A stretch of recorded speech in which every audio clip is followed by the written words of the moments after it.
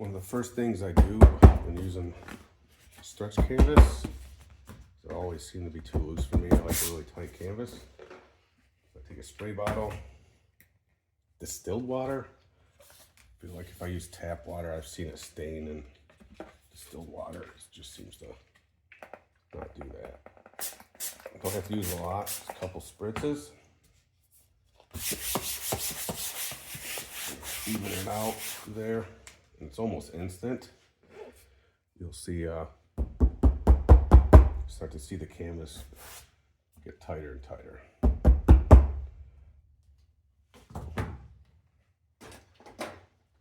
That's always my first step, is to make sure I get a really tight canvas to work on.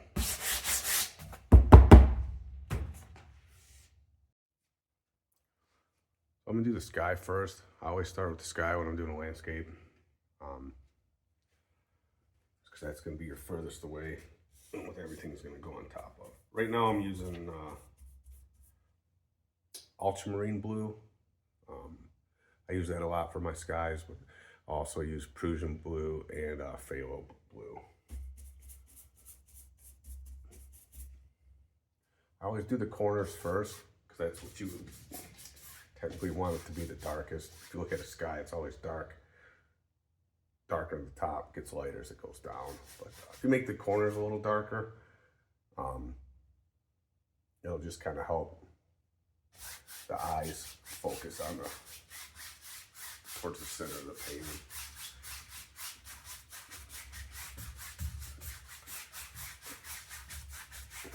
Try to do a lot of crisscross. I used to do it where I do it all blue when I first started, but now hopefully you can see, I got, there's white spots showing through. I leave it just because it looks like distant clouds.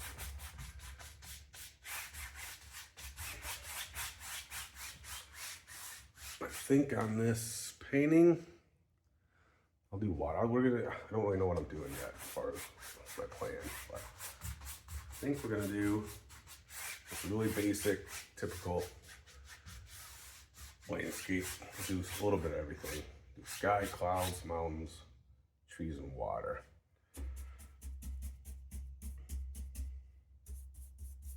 Get some more blue on my brush.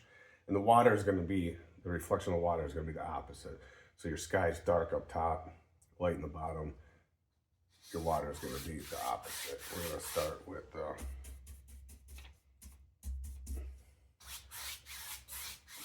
dark on the bottom and then work way up.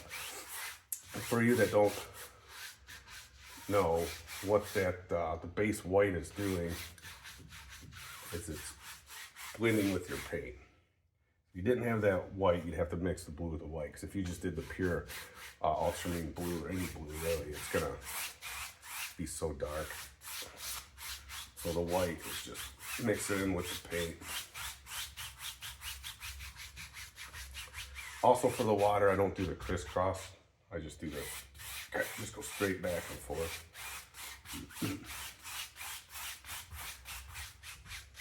And don't worry about it if you get it here, just do the whole canvas, it doesn't matter. You're gonna go over most of it anyways.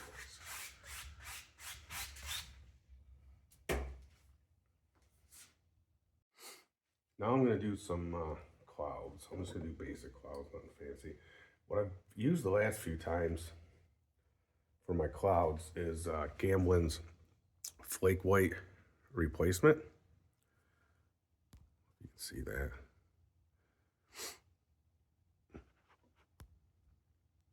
There you go. It's a thick paint, it's heavy pigmented. I feel like when I just use the regular Gamblin titanium white is a little thicker. Right now, the only titanium white I have is a U-Track, and it's a little bit runnier, and I was struggling with clouds to get them really defined, and when you blend them, they're just blending in with the sky. But I find this Flake White is a really thick white. I use it a lot for mountain snow as well. So I'll just use a fan brush, load it up pretty good.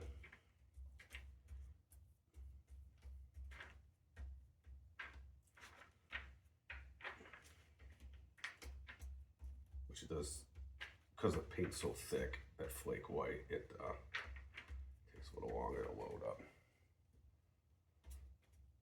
And basically, I just do random patterns, kind of a lot of swirling, a lot of cramming the brush into the paint, to the canvas. Then you'll want to stop every so often because it's going to turn it blue. That flake white is so thick. Use too thin of a white to do your clouds. Same thing when I get to the snow in the mountains. It's just going to want to blend, and then it's not going to look like clouds. It's just going to look like blended white. So reload the brush. I know it don't look like much now, but you'll see when we blend.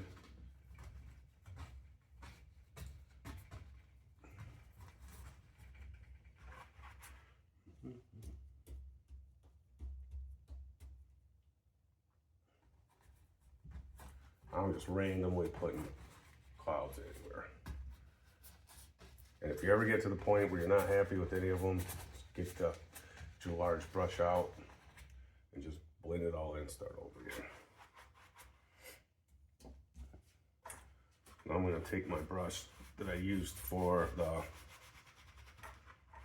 base white and sky blue, just lightly blend. I like to do, and I'm saying lightly, because if you start going too hard on it, it's just going to blend it out. I just lightly, I do like to do little swirls. Sometimes I go one way, sometimes I go the other. I honestly have no rhyme or reason to when I'm doing this.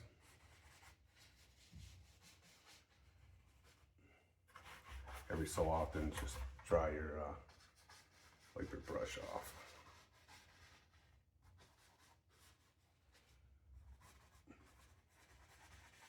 I really struggled with clouds when I first started. I was too worried more about the technique, and the same thing with, and I'll get there when I do the mountains. I think people just starting off worry too much about the techniques they see on TV and think they have to do that and they're not doing something right. I mean, as you see, this was just I didn't put too much thought into this at all, and it doesn't look too bad. And then I'll kind of go over it all with some really super light patterns, crisscross patterns. You might want to clean your brush off between this with thinner, but I don't like doing that personally because it's hard to get all the cleaner out of the brush, and then now then it'll just thin everything down and make it a mess. So I try to keep it a clean brush, dry brush, but I just wipe it with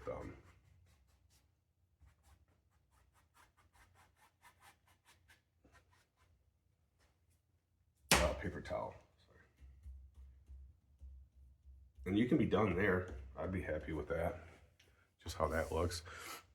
Sometimes what I'll do is I'll take more white and then kind of hit the tops, depending on, we're gonna say the sun's coming probably from this way, in the upper right. So sometimes I'll just kind of go to the top of some of these little cloud areas. We're just adding more white, just to show they look a little bit brighter. Actually, I'm going to do something else too. I'm going to add also a touch of cadmium yellow. You don't have to use cadmium yellow. You can use India yellow is a good one to use. You just got to be careful using the yellows with the blue sky because they'll turn it green. So I'm going to use just a touch of that yellow in with my flake white, just to kind of add some color. And I'll show you when we blend them. You just got to be careful because that yellow into the blue will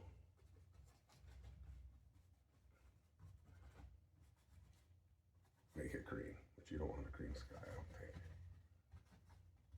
When you're doing this as well, you don't want to do the whole thing. You just want to look for like where the sun would be hitting. The sun's coming from here, so I keep my brush perpendicular to like where I envision the sun coming from. Just kind of, and all this is really doing is just adds a little third dimension to it, I think, and helps. So just be careful not to make everything green. Then I'll blend it again. Sometimes if it's too thick in areas, just dab it and then come back and blend it. But remember, they're clouds. There's no right or wrong to a cloud. You look up in the sky, different clouds on different days, different weather. Sometimes you look at a cloud and say, oh, that would be good one to paint. Sometimes you look at a cloud and say, if I painted that, it would look fake. The point is, clouds come in all shapes and sizes. Don't worry about what it looks like, because they can look like anything. All right, that's how I'm gonna leave that one. Then I'm gonna get started, get ready to do I think we'll do a mountain next. Okay, so I already got my mountain mix, my color pre-mixed. I'm not worried too much about colors right now. I post a lot on my Instagram and colors I use. I think I have one on mountains. If not, I'll post it. They're different distances and stuff like that. You're gonna want to use different color, but for now, you're just gonna load up your palette knife. No rhyme or reason to this, whatever you feel like. I'm just gonna randomly start. Just get the basic outline going. Don't worry about if you're covering the whole thing or not. You don't want to use a lot, but that's fine. I always use a lot. You don't want to leave a lot, I guess I should say that. You can use a lot. We're just going to scrape off a lot of it when we're done. So yeah, just randomly. I really like, if you watch some old Bill Alexander, I really like the way his mountains, he does his. They just look really natural. I do a lot of points in mine just because that's the way palette knife is. Well, he's got a lot of different curvatures and stuff when he does his mountains. I really like the way he does it. I also like the way when he does his snow on it, and I'll get into that. So we're just scraping. I got my basic outline. Scrape a lot of the excess off. You don't want a lot of, if you have too much, you're gonna regret it. Because then when you go to do the snow, it's all gonna blend and make a muddy mess. You're not gonna get the colors you want. But don't sweat over it. Don't sweat. If it's muddying up, you just look at it as a lesson learned, and next time don't use touch. And really all you're doing is really staining the canvas. So trust me, even when you think you got it's too thin, it's not. Right now it's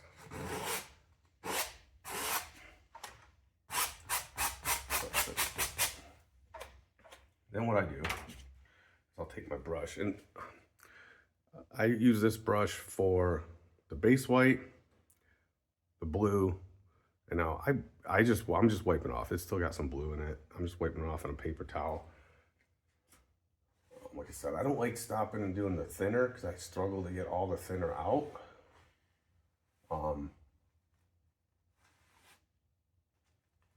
After a clean, like a quick cleaning, and then it just makes your paint too thin and wet, watery, thin. Right now all I'm doing is, you don't want to go above your edges, which I've done several times, but that's okay. Try not to. I'm just pulling the paint down. And kind of the reason for this is just, one, it's going to fill it all in with color. And it's going to be darker, then get lighter. It's going to give it that distance.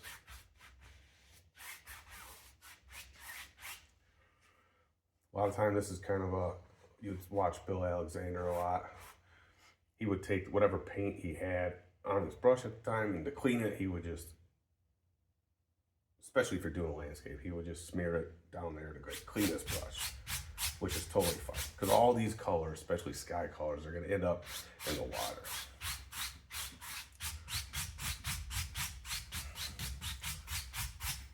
You don't have to do that, but I do that a lot. All right, now for the snow. I'm gonna stick with the flake white just because, like I said, it's a thick paint and I like it better for my snow. Here's my thought. Everybody, me when I first started too, you concentrate too much on getting that little roll, right? Get that little roll on the end. I don't concentrate on that little roll because I think that's what made me struggle when I first started with snow. Was I was more worried about getting that roll on the palette knife than I was actually painting. And I get everything I did wrong, I blame on my roll of paint is not good enough. Watch some old Bill Alexander. That guy doesn't worry about rolls or anything. He's very loose with it. So a lot of times you don't want a ton on it, but a lot of times I just, whatever I get on it, I get on it. There's no roll, it's a mess, right? But I'm fine with it. It'll come out fine, I promise. Really light. I know everybody stresses how light, you know, hold it like 2 fingers like this, so you're not putting any pressure on it. You guys seen it a million times. Light, I can't stress it enough. Light. So just barely, just start touching it. You want to start it just above your line, because you don't want like a snow line here to start, and then you got your background there. So we're gonna cover with snow. So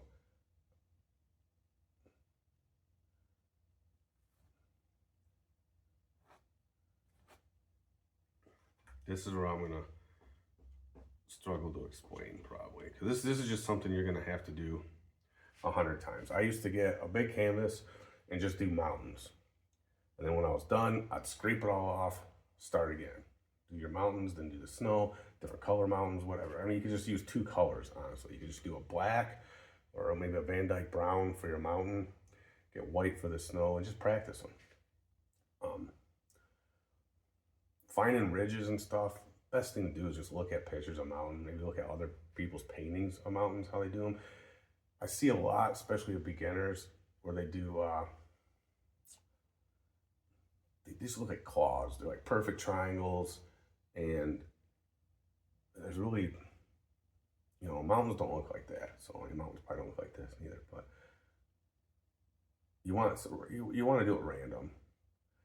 Like you could just do them all like this, which I did a lot when I was starting off, but give it some shape.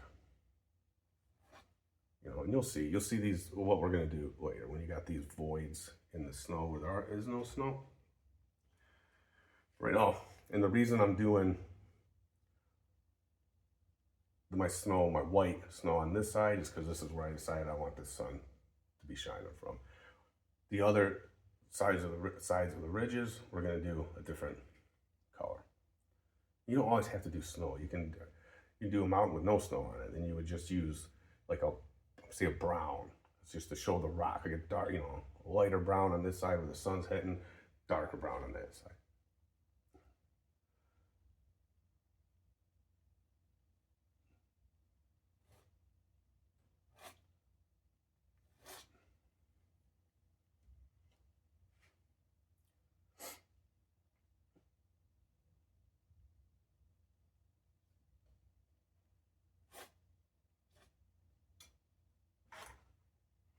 Do not stress over your snow and how it's looking. Also, I'm gonna stress this now. This is where you're starting to get a little bit detail. Walk away from, step back, take a look at your painting. It'll look so much different when you step back. Also take a picture of it when you're done. But with oil paint, it's gonna stay wet forever. So you got plenty of time to work on it. A lot of times I'll take a picture of it, post it on my Instagram, or just look at it before I post it and see something I don't like, and then I'll come back and fix it. You just get different perspectives when you do that. One trick I have is I drink coffee a lot when I'm painting. I keep my coffee way back, so when I want it, it forces me to walk back, take a drink of my coffee, and look at my painting. There I use too much, but like I said, I would used to sweat that, but it looks fine. You don't want to that's another thing. You don't want to overwork it, because when you do, you just start smoothing it out. Then you lose all that little detail that you're creating.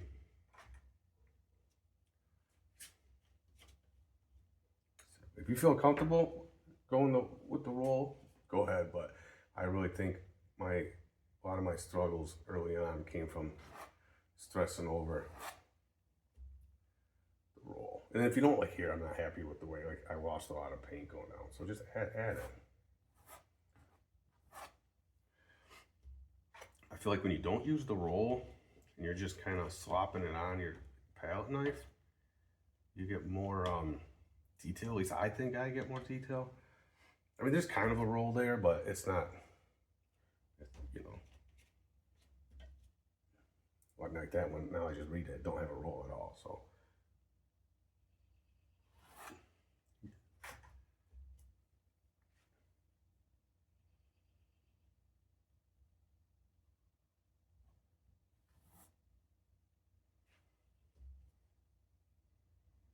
and just start randomly, just put it anywhere.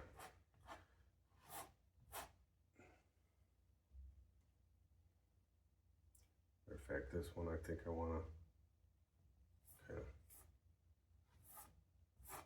do that.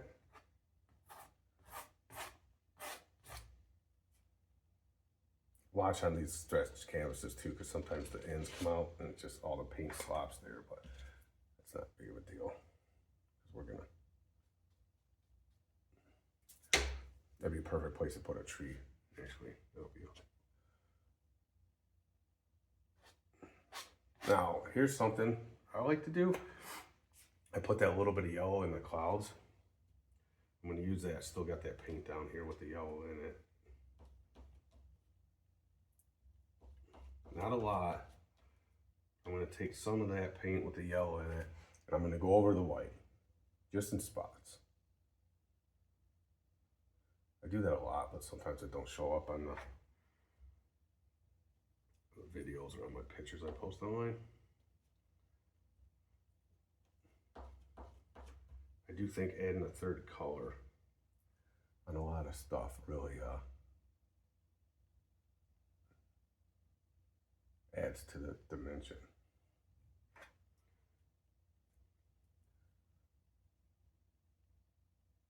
I kind of think I learned that from watching, I say it was Diane Andre would often mention like three colors. So that way you kind of got your mountain, you got the snow, and then you got snow with the sun reflective. Maybe when you're starting off, if you're brand new to this, don't do the third color, because then it could get messy if you're not careful. Because you're going, you know, now you're on top of 2 layers of paint instead of just 1.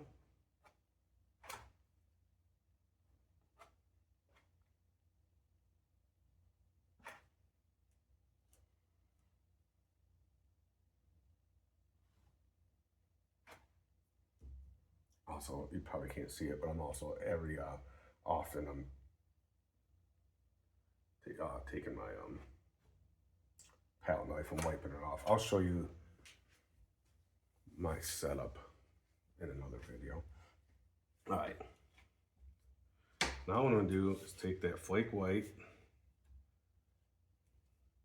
add it just a tip. Remember, blue is really strong, so just all the blue, if you can see it, that I'm gonna add to my white. And I think it's probably a lot, but It don't have to be blue. It could actually mix a little bit of mountain color with it too.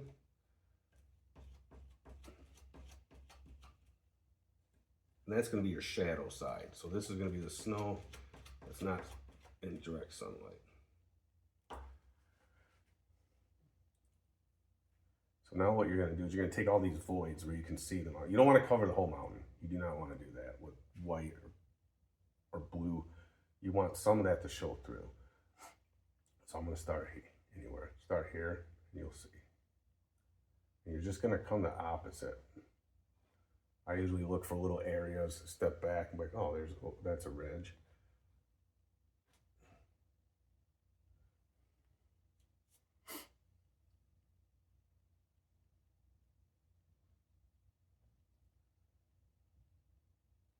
You just gotta be honest.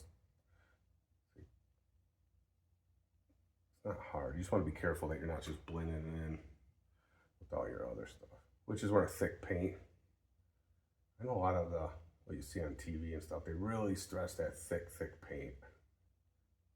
I think people overthink that too. You don't want the cheap or the really thin oil paints. I love Gamblin. It's what I've had the best luck with. I've tried them all. Gamblin Artist and Gamblin 1980 line is really nice, especially for doing this kind of work.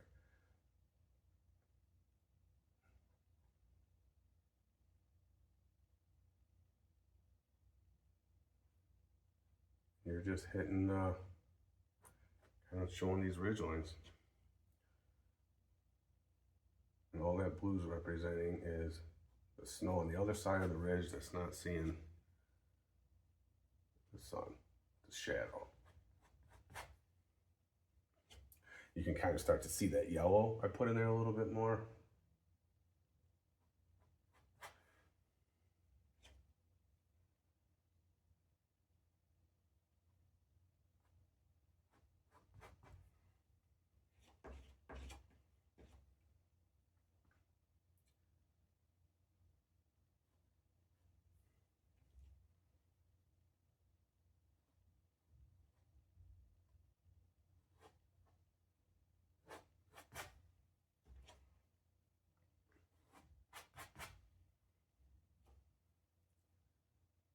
Run a little on this paint. I should have mixed more.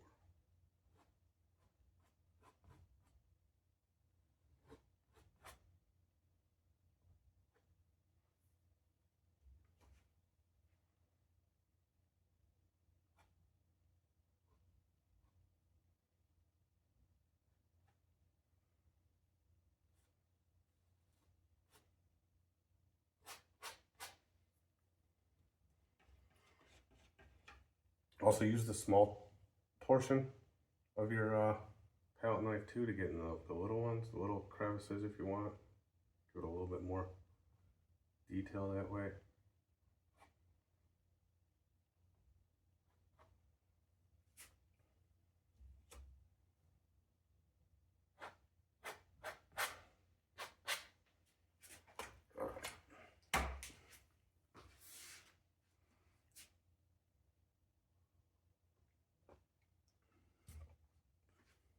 So I'm done with my mountain.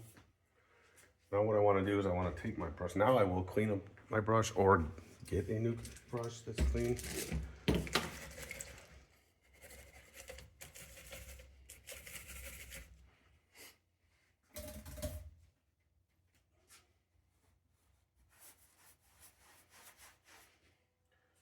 You kind of want to make it look like mist.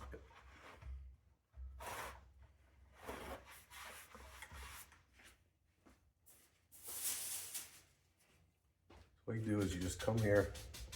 You don't have to cram it. See, I got, you can kind of see there where I went right to the white because I got too much thinner on my brush. So basically, so all you're doing is just kind of mixing all the colors. You don't want to go crazy with it. Lightly tap it, what I do. Random. Can't really stress that enough. You're not going to see patterns in this like in nature.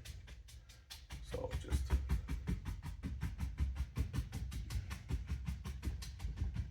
lightly tap it.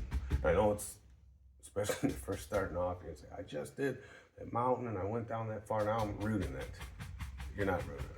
I wouldn't go all the way up top, but you know, it will be ruined, but it's really light tapping on it. This is where that flake white replacement comes in handy too. If you use a thinner white, it's just, you can kind of still see some of the white through it. All right, so what that has done is that's going to give distance when we put trees and stuff. We'll do the trees next. Okay, next we're going to do some distant trees. I'm not going to get too much into color, but on all your tubes you're going to see, well, a lot of times on the tube, it's not, you can go online to their website or whatever, and they'll tell you, if you don't know, what's a warm and what's a cool color. You want your warm colors up, anything closer to you want in the warmer spectrum. Anything in the distance, you want a cooler color. You can do whatever you want. That's how I do it. It really helps to get your paintings to pop so they don't look so flat. Right now I'm using Viridian. I would honestly probably mix the Viridian with something maybe a little darker so it ain't as green in the background, but I'm just using the same brush. I barely clean my brushes. I just wipe them. I mean, I clean them. I wipe them with a paper towel, but I don't get too into cleaning them with thinner until I'm all done. Then I don't really use, I use an artist grade thinner, and then I'll do a video on how I clean my brushes another time. So for the distant trees, anything like this, we can do it a couple different ways. Take your fan brush, you load it up real good, and you can just start tapping. So you want to leave some of that fog between though, that mist, whatever you want to call it. Because that's what's going to help you show the distance. You don't want to start doing your trees all up here, your distant trees, because then all that was pointless. So that's what helps show it, that's what helps give you some distance to show that that mountain's behind these trees.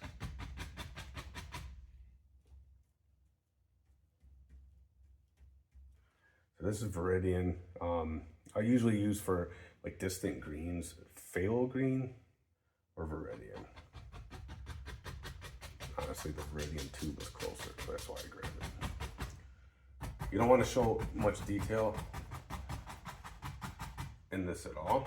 You're just showing that there's trees way back there.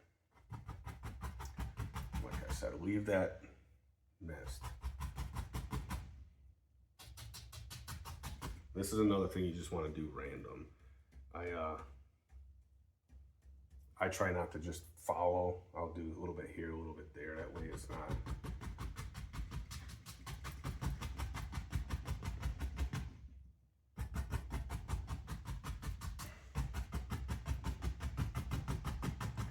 I'm just kind of going back over it. This is just a little trick of mine. So I'm really making them way back there. And at the same time, I'm kind of misting the bottom a little bit. You don't want the trees to blend in totally, but we're gonna add layers here to these distant trees. So there. So you've kind of already got the trees and a little bit of mist. I'm gonna go over it again and do that with a 2-inch brush, 2.5-inch brush, whatever you're using. Now I'm gonna go a little bit darker. I got a little bit of burnt, what did I use on there? I got some burnt umber that I used to mix for my mountain color. I'm gonna add that to that green, to the Viridian. That's just gonna darken it up a little bit. Not too much, you don't want it too much. You just wanna show there's gonna be a different color between that Viridian I just put down and then the next level, because you'll see. It's gonna seem like you're adding distance. It's gonna help it pop. Well, sometimes you see, a lot of times, you can do this and just move on, but I like to add a little bit more detail to it. You don't want detail because they're far away, but kind of show that it's just not just one band of trees way back there, that you have probably like all kinds of trees. And I'm just doing the second line a little bit lower,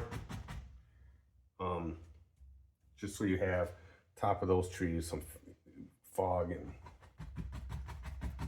and these ones are going to be blended in too. And there's so many ways you can do this. You don't have to use fan brush at all. You can experiment. That's basically what I've been doing for the last 2 years. Every painting I do to this day still is something I'm experimenting with. There's something I want to try. And don't blend it all in. You got little dark, darks in there. Sometimes I'll just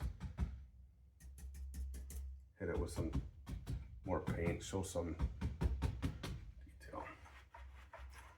Another little trick, you just have to, as long as you can do it really light, you take your brush, and when I say light, I'm talking lighter than just as light, I guess, as you did the clouds.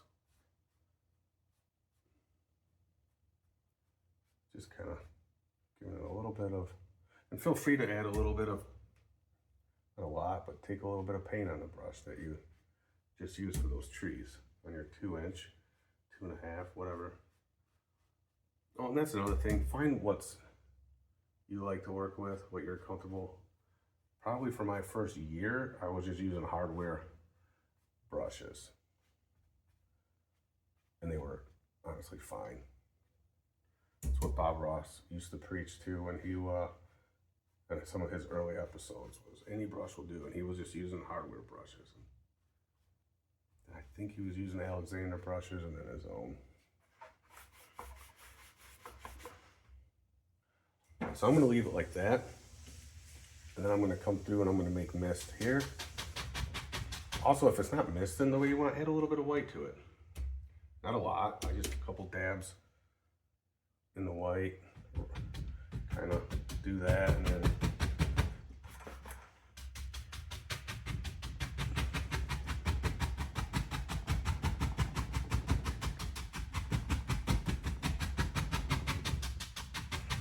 all that's doing is adding distance. Now I think what I'm going to do here is, my next layer we're going to do, just trying to do a little bit of everything. We'll do a, like grassy hills. All right, for the grass, we're still distant. It's still going to be distant grass. You can use your fan brush. You can use a 1-inch brush, 2-inch brush, it doesn't matter. I'll use a couple to show you. I'm also using, I went to a sap green. Since we're gonna say these, it's gonna be closer. A little sap green mixed in with my Viridian. Maybe a little bit of white. Just because we don't want it too dark because it's still distance. Now, if you got your fan brush, you could do it many ways. Also, you want to keep some of that mist in there. This is one way to do it. You're just like dabbing it.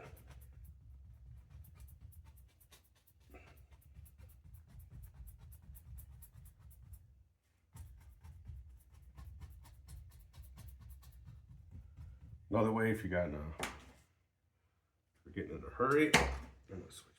Use a 2-inch brush. Well, I shouldn't say if you're in a hurry, but you got a lot of canvas to cover. That's another way to do it.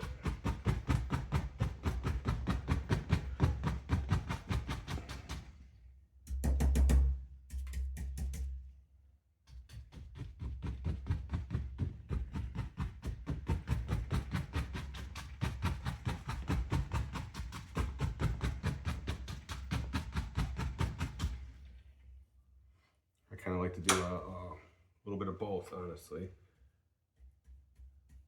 So you kind of got your base of your grass done. And then if you want to show, I'm going to add a little bit of yellow to that. Oh, too much yellow. I'm going to add a little bit of yellow to my You don't have to use yellow. The sun's out in my painting, right? Maybe the sun's not out in yours. All that's going to do is we're going to use that to show some hills. So if the sun's coming from this way, you're not going to have your sun on both sides of hills. So again, I try to keep my fan brush pointed in the direction of where I want the sun coming. What I did is I add a little bit of yellow. Another thing, as you can see, I'm hitting the fan brush like this. Another little trick is you can do the fan brush up.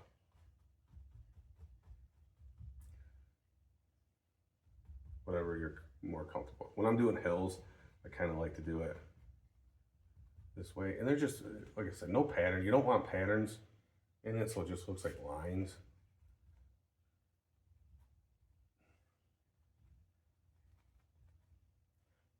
It's nature, and it's not going to probably be a flat. If you want it flat, that's good too.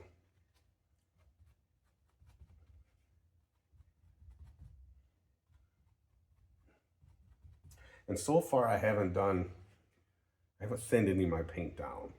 When you get into some of the detail, when we get in the front with some of the trees, and we'll do some bushes or tall grass or something, we'll do you'll want to thin the paint down a little bit to get it to stick, but right now there's no need for that. If you are finding that you're just having a hard time getting this lighter green to stick, feel free to go ahead and thin it down. And when I say thin it down, very, very, very thin. Just one little tiny drop of thinner is probably too much. And again, I like to do at least 3 colors when I'm doing anything, especially when you're dealing with the light.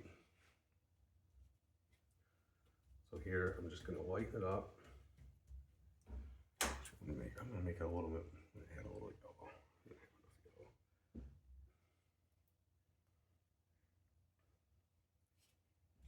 You can also come in and show what you can do, you can lift it up in the back. When I'm done, I'll do like a close-up video so you can kind of see, because I don't know what's showing up or what's not. Basically just really light touch, kind of bringing it up. Kind of get there's just something going on in the distance, whether it's trees or just tall grass. Right now I'm adding more yellow. Might be too much yellow, but I think it ends up being good. But same thing here, like all those darker areas I just went with, we're just gonna, not really using just a tip neither. You don't want to use the whole brush, but a good portion of the tip.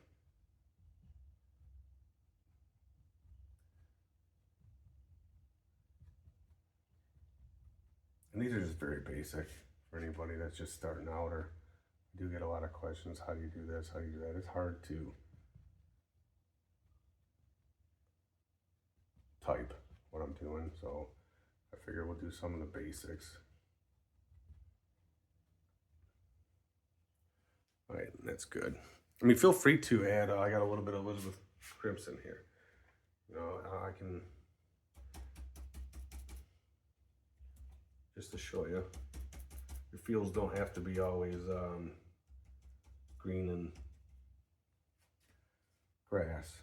Feel free to just add some color. I like to add a little bit of color to mine sometimes.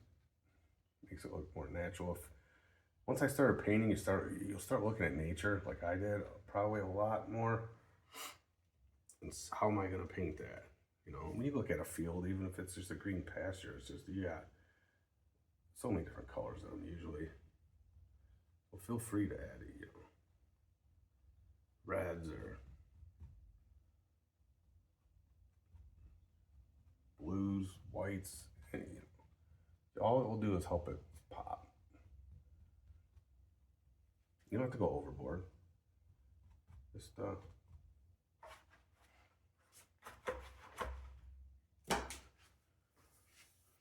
we'll say that's good. It just kind of gives it the impression that there's kind of some rolling hills.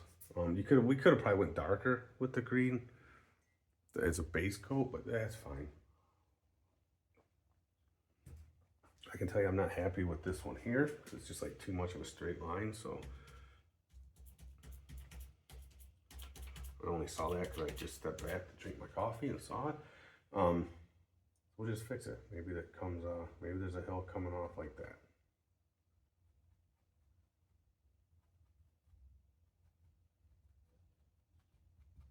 Now at this point, I'm not going to do mist because that's all distant. Now we're starting to get closer. You're not going to see as much mist and that fog and that pollution in the air from being far away. If it's a foggy day, you would, but this isn't a foggy day. All right, I think now I'm at the point. I think we're going to do. We'll do the shore. What's really neat about this technique and oils in general, they're not dry. You got plenty of time to work on it. So you take your large brush. You don't have to use your large brush. It's easier. Anywhere in here, you want your shoreline. I'll just start here. Press and pull. Usually what I do is press, pull, flip the brush over. You're going to want to use a clean brush as well. Press, pull, wipe my brush off. Again, I wouldn't go to the thinner to clean it, just wipe it off. You can, as long as it's not getting too loaded, which mine isn't, you're fine. Because the minute you start getting into that, cleaning it between with the thinner, you're just going to have a muddy, thin mess. Because you're going to have thinner that you can't get off. It's going to be on the canvas, and then any layer on top of that, it's going to be a mess too. So all you're doing is pulling down. Just decide where you want the shoreline. And I am putting quite a bit of pressure on it, pulling down. As you can probably tell by the way the bristles are going.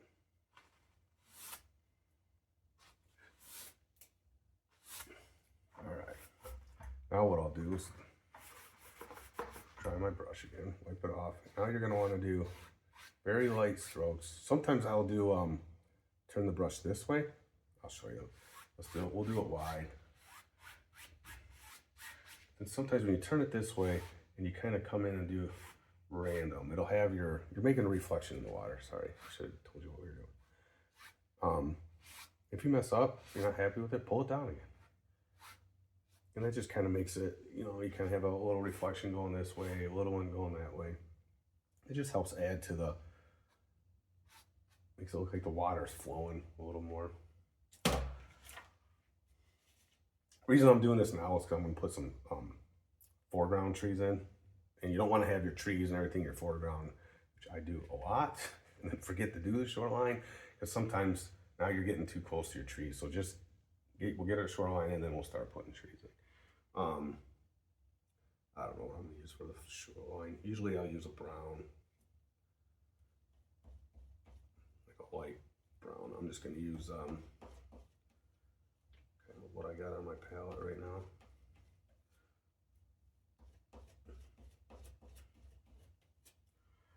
Now you don't have to do a shore. It could just, maybe it's just grass all the way up, and you just want to show like water. I'm going to put a little bit of a shoreline just to add to it. So if you want to do it, you can see. Here's what I'll get. Now here's where I don't slop my palette knife like I did the mountains. Here I will get, if you want to call it a roll, whatever you want, which is a little bit on the tip, and then just kind of, it's still kind of far, so I don't want anything huge, but do the shoreline however you want it. Maybe it's got sand coming up or rock coming up. I'm just doing a very basic one right now. And all I'm doing is I just got my paint roll, not smearing it in, just barely kind of working it. I'm still, it's still far away yet, so you don't want to show too much detail. If it was up closer and you had a short line like right here, maybe we put more detail in it. But if you get clumps like that's really thick, just lightly hit it with your palette knife. All right, so my next step is going to be add water. Makes a little bit of water on the shoreline, kind of make that pop. Here's where I won't use flake white. I'll use a thinner white, or you can use your base coat white. I rarely use the base coat white. Almost never, I guess. Once I start painting, I use it for the base, and that's absolutely it. Part of it is I just don't want to get that mixed up. I try to keep that separate. Again, I'm not really getting a roll at this point on my palette knife. I'm just cutting through it. Just basically slicing through the paint, and you get a little bit on the edge. Make sure it's not too sloppy, like that. Now you're just gonna come in, just kind of cutting it. So you don't want to show a lot of detail on that because it's still in the distance.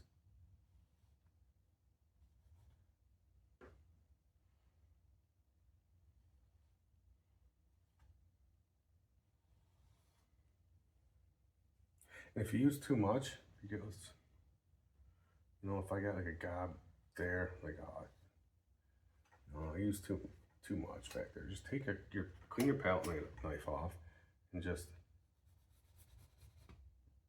you know, just work it. A lot of times too, just take, I'll just take a little bit on my palette knife. Oops, I didn't want to do that, but that's okay. Here's something with the water too, it's not to stress too much. Like I'm just doing random. It doesn't even look nice. Just slop down there. Now what you do is you just take your brush, clean dry, your dry brush, lightly do that. If you're not happy with, I'm not happy with that one, say, use some pressure, get rid of it.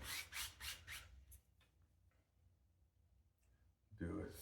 Actually kind of like that one though. And it's just, you're just showing the water flowing, you know. Sometimes I'll do a little bit in the distance. You want to keep it even though. You want to you don't want you want your line straight. Sorry. Your water lines. You don't want a line coming through diagonal. It ain't gonna look right. And a lot of times when it's closer, like this one, I'm like show a little bit, maybe make it a little bit brighter. Sometimes I'll do them and not even blend it, but for this purpose, I'm blending it because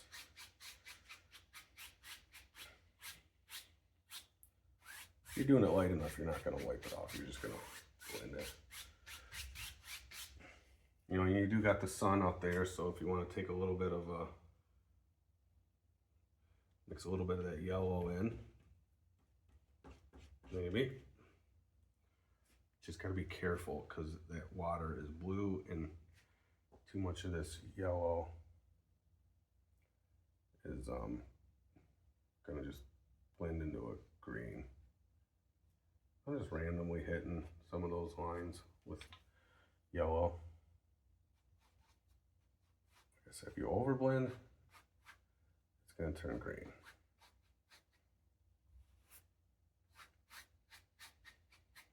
It's okay if it turns green. There's green in the water.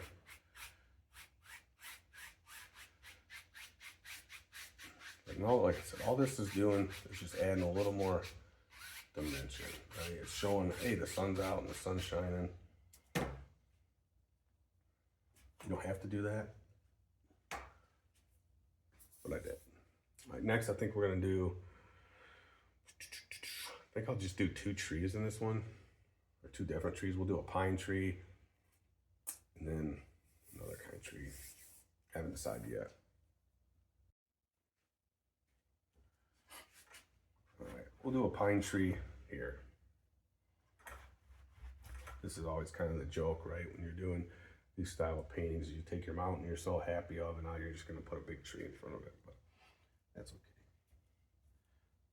You'll get over it, trust me. And it'll add so much more depth to your paintings. You'll love it. It's really it's the reason why you do it is to add. I mean, you could leave your painting like this, be totally happy with it. By adding that, just another dimension is going to do nothing but help. But we're going to add some trees, and I'm going to do some landscape down here to show you what I like to do. Right now, I'm just using my dirty fan brush with some Van Dyke brown on it. So what I do with these trees is I just kind of give myself a reference where the trees will come all the way down to the bottom of it. You don't have to show it right now. You're not drawing it. You could just draw a big trunk or whatever, but I'm not. And I'm going to keep the brown on there. Yeah, I know these trees aren't brown, but you'll see why I do it in a minute. So I just got my fan brush loaded with Van Dyke brown and whatever else was already on it. And I know you've seen it done a million times. You're just taking the tip of it, not hard. Do it light. You can always come back and do it harder. So sometimes at the top, I'll just do a little bit of like, that, and then just hitting it. Once you get used to doing it, it's going to go a lot quicker, and you're going to have a better feel. You don't want to start too big down here, and then when you get down here, your tree's like super fat. You don't have to cover it all. I'm leaving spaces. Kind of look. Sometimes trees are like that. They have bare spots like there.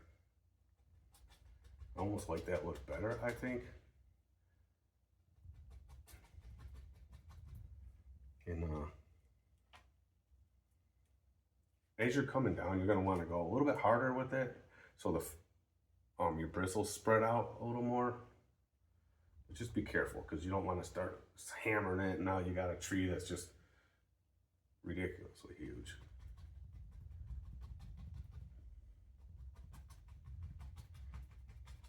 And you can do a lot of things. You can stop it here and do a trunk, show more of a trunk, or you can go all the way to the ground with it. I think this, for easy purpose, we're gonna go all the way to the ground. All right. So there, done. You could leave it like that if you wanted to. I'm not. So it's just my thing. I like to do threes. So what I'm going to do is I'm going to add a little bit of sap green with the brown. Let's see, I'm not mixing it with the brown. I'm just mixing it on my brush that already has it on there. So, and a little bit of white, but you can just do sap green. I'm only using white because it got mixed in when I was doing it. Now what I'm going to do is just kind of same thing. I'm going to go over what I already did. And at this point, I'm not finding a need to thin it, but I will thin it when I do the next layer, and I'll show you that. I'm really just going over what I already did. The brown, dark color with the green. Same pattern, same pressure. And what this is doing, what you might want to do is, it's actually best thing to do is as you're doing it, concentrate more on the top. You don't want to cover all that brown. You're not going over all of it, I should say. You want some of that brown left, because that's what's giving you the dimension, that there's branches and leaves and whatever behind. All right, now what I'm going to do is I'm going to take the palette knife, really thin amount. Got some brown on there, and you've already kind of got your line. I'm just kind of coming. You don't have to go all the way down either. Just you're gonna cover this up, and you can do this many different ways. You can do it right at the beginning. You can do it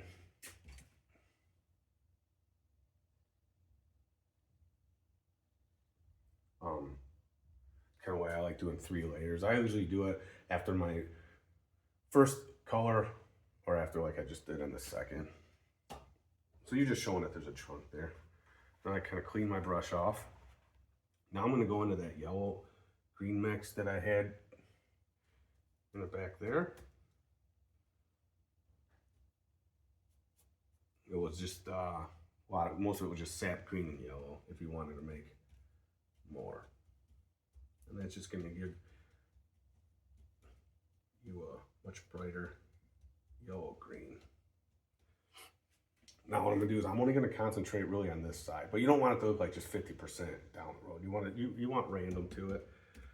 So the sun's coming from this way, and all you're showing is the side where the light's hitting it. Not going over all of it. And you're just going to kind of random. But you're going to want to kind of concentrate on these, the top of your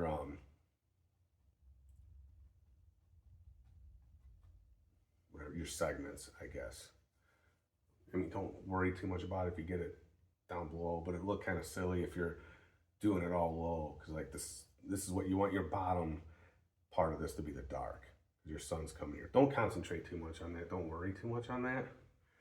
But it just helps add that kind of flavor and detail. I was gonna thin this to get it to stick, but I'm not really finding that I need to. If you were finding that your yellow wasn't sticking, because you're barely touching it. You're barely touching it. Add a little bit of thinner, and I'm not kidding when I say a little bit. Either thinner, or I really like to use Gamsol solvent-free gel for stuff like this. A very little bit is all it's going to take, and that will make your paint just a tiny, tiny bit thinner than your base to get it to stick.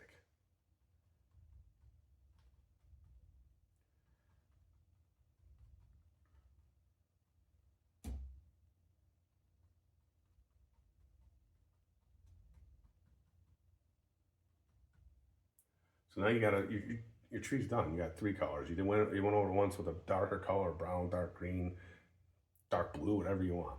And then you got your next layer, and then you got your layer that the light's hitting. So over here, I haven't really decided what I want to do yet, but I honestly think pine trees are the easiest. So I try to do those the most. We'll do a leaf tree over here, deciduous, whatever. Now here's what I'll kind of do the same thing with my brush. I'm just getting it kind of like I know where I want it to go. Here I'll actually draw the tree trunk. You're just gonna start kind of light, thin, and as you go down, just add more pressure to it. And there's your trunk. That's kind of another thing I really liked about Bill Alexander is he wasn't cleaning his brushes all the time. So as you can probably see in this, you'll see when I do the final close-up. I mean, this isn't just brown. I got brown, I got some green, yellow in there. Your trunk of your tree just isn't going to be one flat color.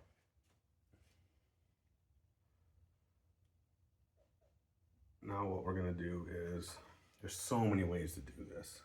I haven't decided yet which way I'm gonna do it. Here's where you wanna thin down. I'm using, we're gonna do some random branches. I'm just using my, you know what number this is, a number 2 script liner. It don't have to be number 2.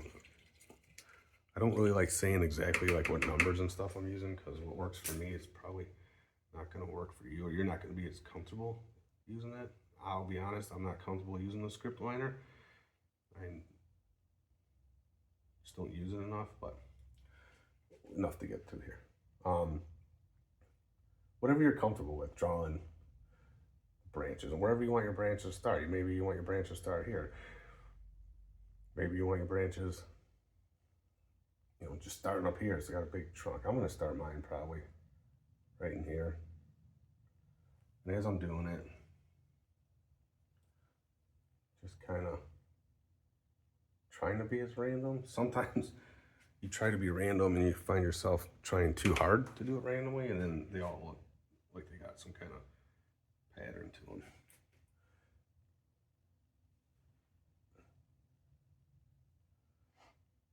You don't have to do a lot because we're gonna put leaves on here too, so it's really gonna cover it up. I mean, technically, if it was, you know, you're looking at a real tree, you're gonna have a whole lot more branches. But I, for one, don't have the patience to do a bunch of branches.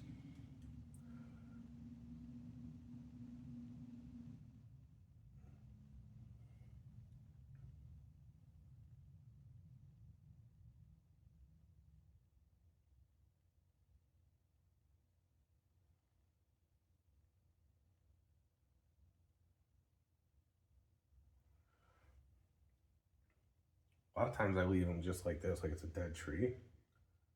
I'm not gonna do that this time.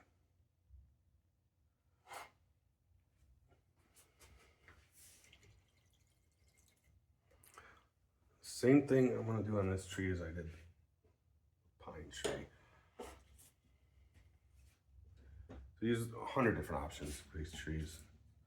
You can use a big brush, you use a small brush, you can use, I got all these you can use. Like I think it's Bob Ross.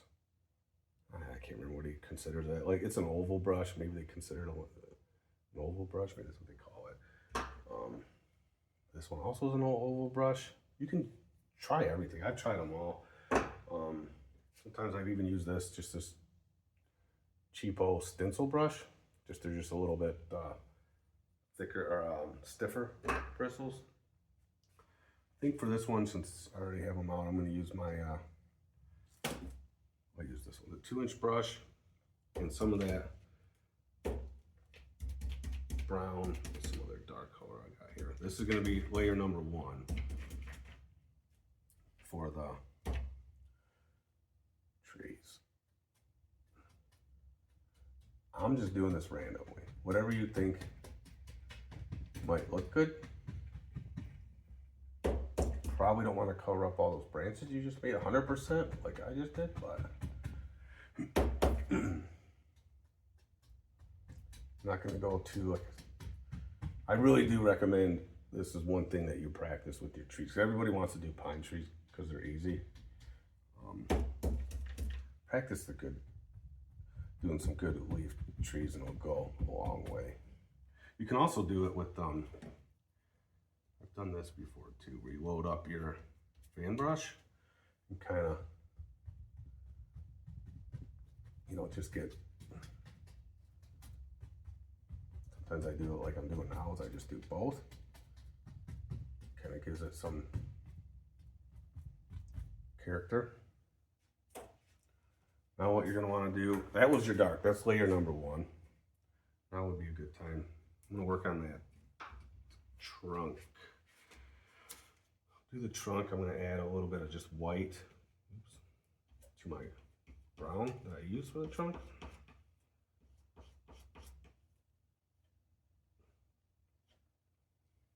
Just to kind of lighten it up. And you know, you got your sun. The sun's not going to hit everywhere in your tree because you're going to have leaves in the way.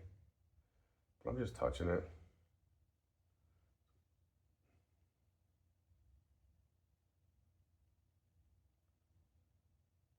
Don't worry about going over like I just did.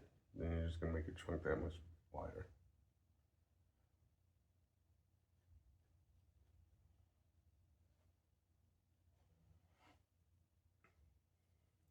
All this is doing is adding some detail to your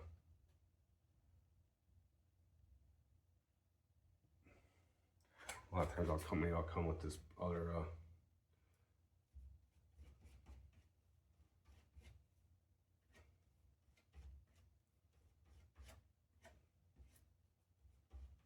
a little bit darker. It's kind of like the original brown I used for this side.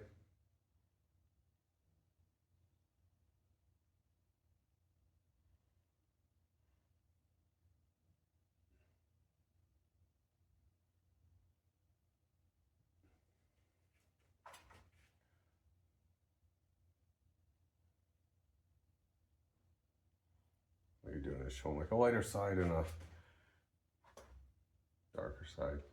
Again, all I'm doing is just barely touch it, and then just kind of pull in the paint.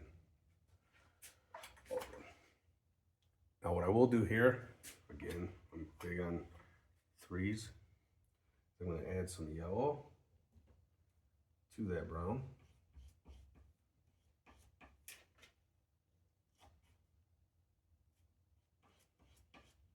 I got the Van Dyke brown for this one, white, and yellow.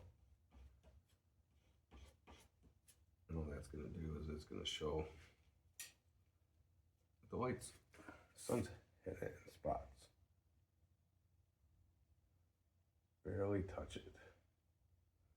Touch it and pull it a little bit if you want. That helps show that got some curvature to the. And you don't have to stop at 3 colors. That's just something I kind of like a rule of thumb I like to follow.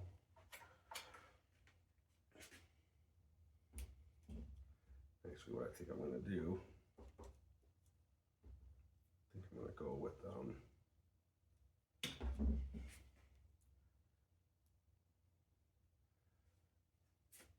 it's probably good, but I'm going to add one more color and just go pure yellow. I'm going to do it very lightly to show that some areas might have that sun like really hitting it there.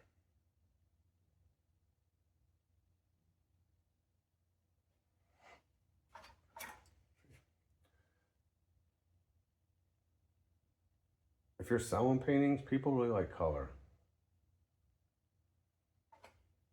Or giving them away. I give them more away than I do selling. So now I'm going to go back to the leaves on the tree. I'm going to use sap green. I'm just going to go right into the sap green. A little bit of white. Like I said, I don't really fret too much on colors when it comes to it. They can be whatever color you want. And then I'm just going to add some green.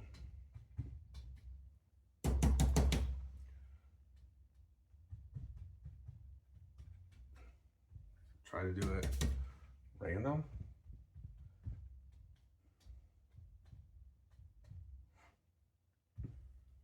I'll also come in with my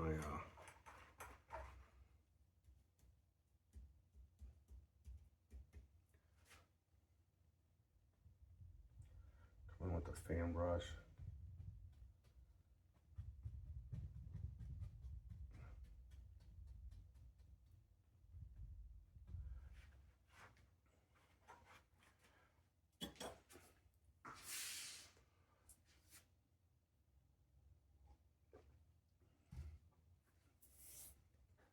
What I want to do is I want to add another color. I want it to be like a bright yellow, but you don't want it everywhere because especially the real leafy trees, sun's coming this way, but the sun's not hitting everywhere because it's a tree canopy, right? It's blocking out a lot of the sun. What I'm going to do is I'm going to go to brush, which I haven't really cleaned off.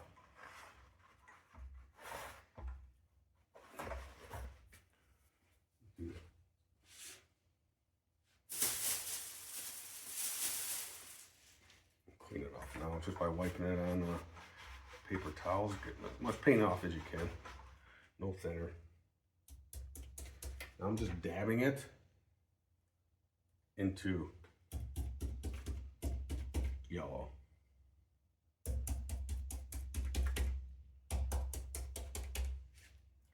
And again, I have it. I'm going to actually use. I'll use a little bit of thinner on this one just to show you. And here's what I'm using. I don't know if you can see that. Just a little bit is all I'm putting in this paint. A little bit goes a long way. Once you start using, try not to use thinner, but once you need to, which you'll need to. But once you start using too much, everything's just gonna melt together. here's what I'm gonna do. I'm just gonna take random spots where maybe the sun's, you know, peeking through. On the tops of these, you know, the sun's not gonna be hitting bottoms of these branches. And all that thinner, solvent-free gel thinner, whatever you're using, just really allows you to just barely touch it, and it draws that paint in. It's almost like it would just suck that paint right in.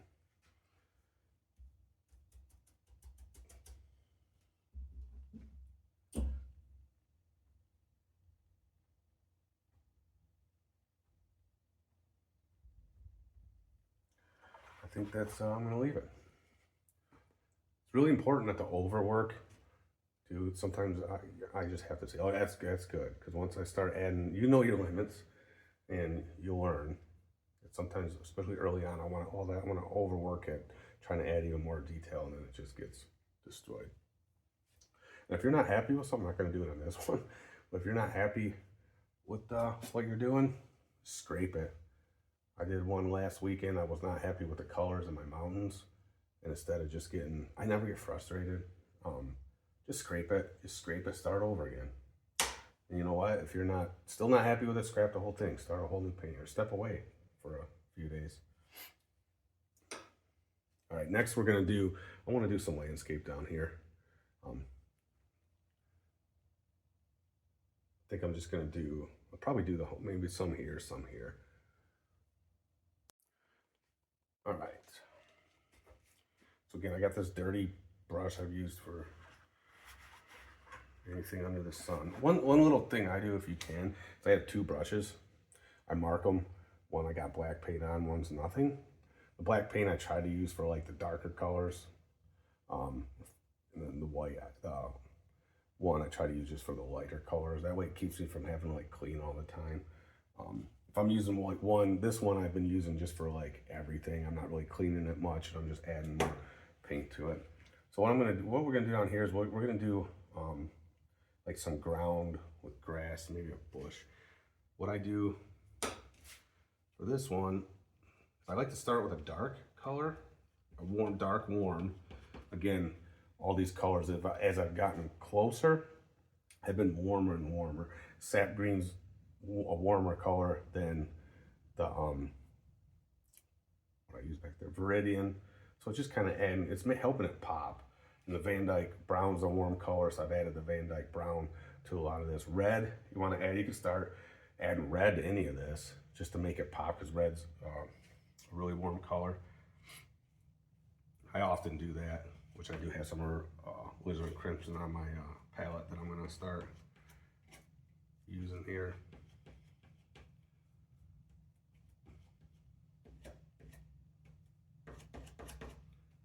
Right now I'm just mixing what I thought was a dark color, but it kind of came out a little bit lighter, but that's okay.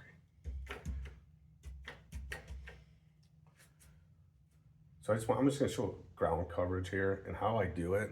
Hopefully you can see the way I'm doing it. I'll do one way, one the other. You can I like to just do upward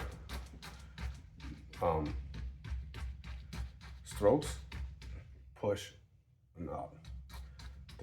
That just kind of gives you all this. You'll see again closer up when I'm done, but it gives you all this like texture and what looks like tall grass, and makes it just so much easier. In one stroke, you got all kinds of stuff going on. And then another option, if you have like if I had a large area to cover with ground, is I would just start painting it on, and then I would go back and add texture.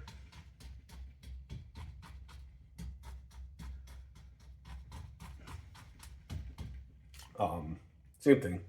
We're just pushing it up, down and up. That way, all these bristles up here, they got a little bit of paint on them. They're making that just comes naturally. You don't have to think about it. And people that don't know probably do think you spend a whole lot of time doing it. I'll leave that open. Who knows what that is? Maybe maybe it's a stream opens up. Maybe it's a boat launch. I kind of got the darker color here. I think about what you don't want to cover all that dark. Bill Alexander used to always say is, you know, you need dark to show light. You don't want to cover all that dark because it's what ends up being was silly.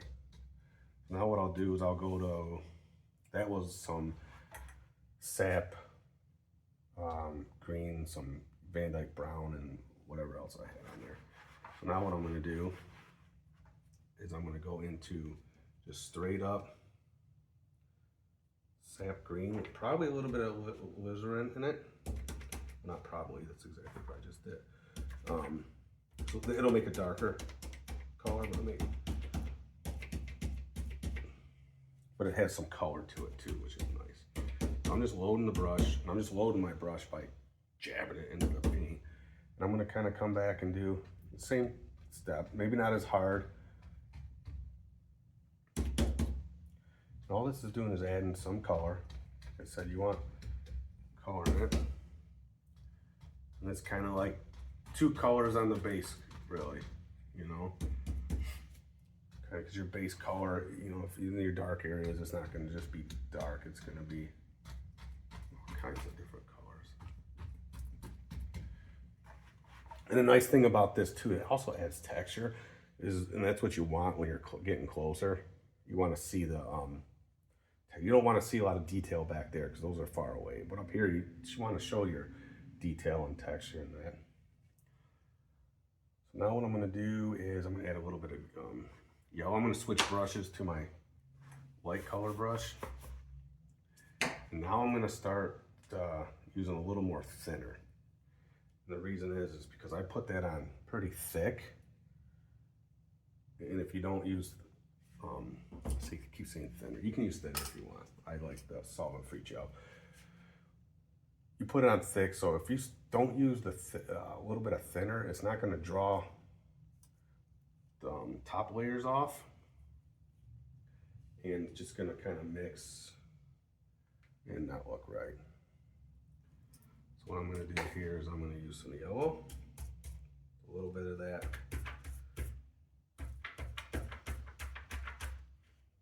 Solvent-free gel mixed in. I'm just going to kind of come in and just add some, you know, yellow. You don't want to add yellow. I'm adding the yellow kind of, you don't want the whole thing yellow, but you definitely want to, I start up here top because that's where the sun's going to be hitting the top of the, you know, and then as it's kind of got less and less working in.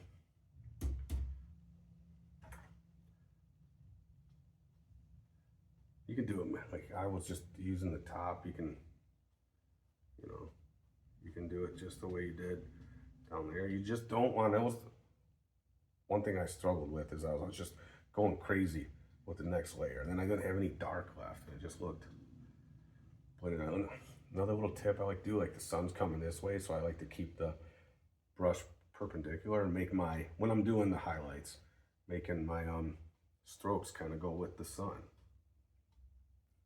Which I didn't really do right there too well, but as the sun's coming in and it's hitting.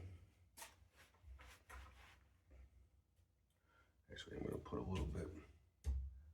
Sun really wouldn't be hitting too much right there because your tree would be creating a shadow. But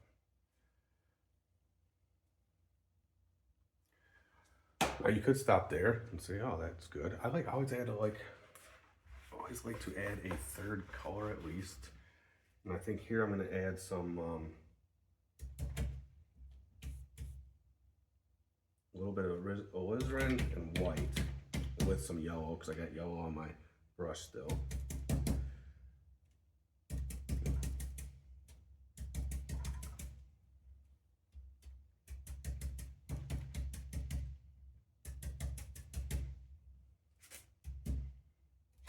Even if you want to add some blue to it too, maybe it's a little bit of purplish or a little different color. Just make a mess, it don't matter. As long as it's, you know, good color. This is kind of giving me a little bit of an orangey color. That's, you know, I'm gonna add that.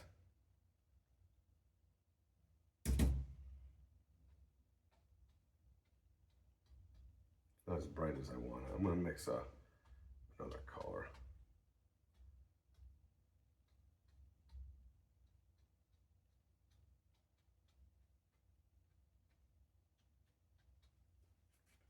I think I want to do a red. So I'm going to use cadmium red light. With a little bit of yellow, and then I'm going to get that. I was kind of going for a little more orangey. I wasn't getting it with the alizarin.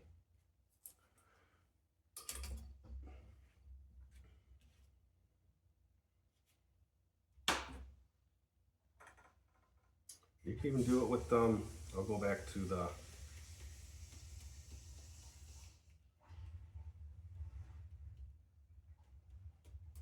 my fan brush. Load it up. You can, you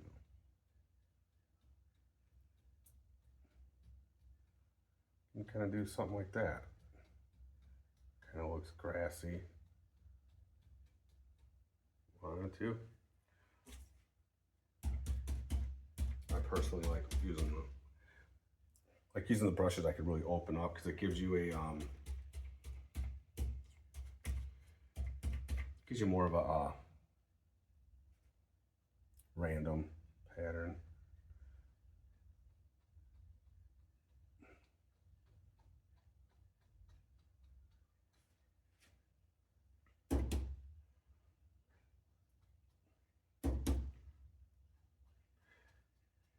And I haven't really added any more of the solvent-free gel that's in it. That was enough. It's on my brush now, and there, I like that. Now you got some, when you do it light, lightly hit it, you're getting so much texture in it. That's what you want up close. So I think I'm gonna leave it alone. That's it. I'm gonna add a little bit there. So you just always step back, take a look at it. If you're not happy, go back, add some more.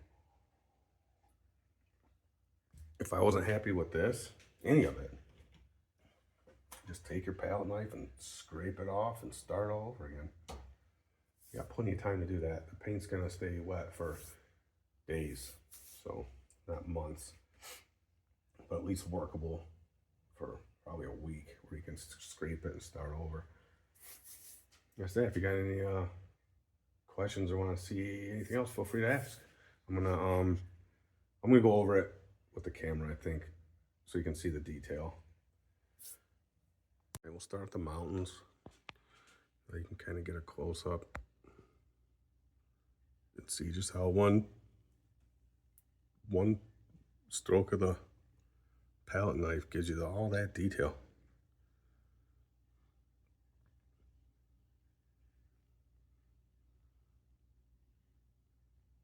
And see why you want to, this looks good right there.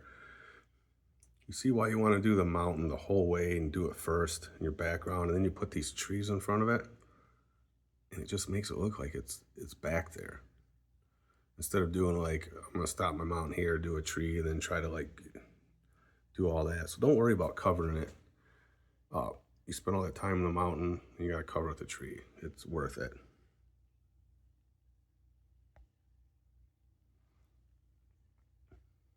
Then we went to go to the background next. You can kind of see that. You know, there's trees back there, but there's no detail to them because they're far back. And maybe there is some mist and fog back there. Then the grassy hills in front of that. And this was very basic. You could always add. I probably would have added some trees in that the grassy part back there. With you're not trees like these, not with a lot of detail, but some detail. At least where you would have seen a shape. Maybe on those ones I wouldn't have used 3 colors. I would have used a dark and then a second color for them.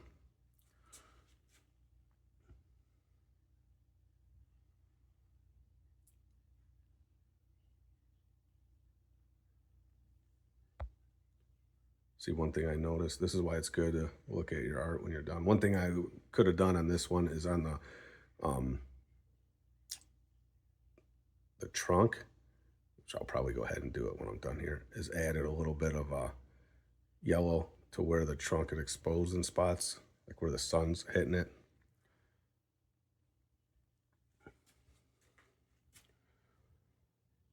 See the detail you get by adding multiple colors?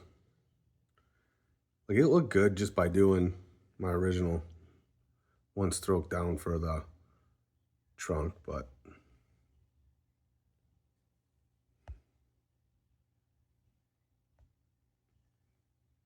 gets even better when you add more color. I think 3 and 4 colors max. Anything more when you're doing this wet on wet style just makes it hard to do and kind of muddy.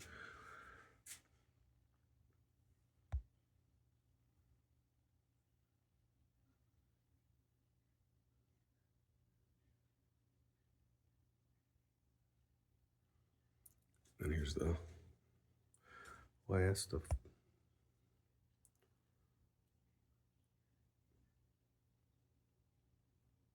Now, you might not like all that texture that I have in mine.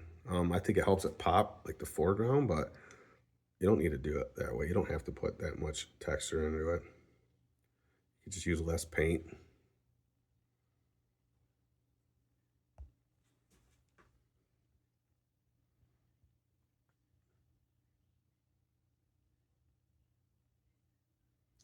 Another thing we could have done too is could always take your palette knife and you could have just used the very, very tip of it, the sharp part, and just drag it up, make little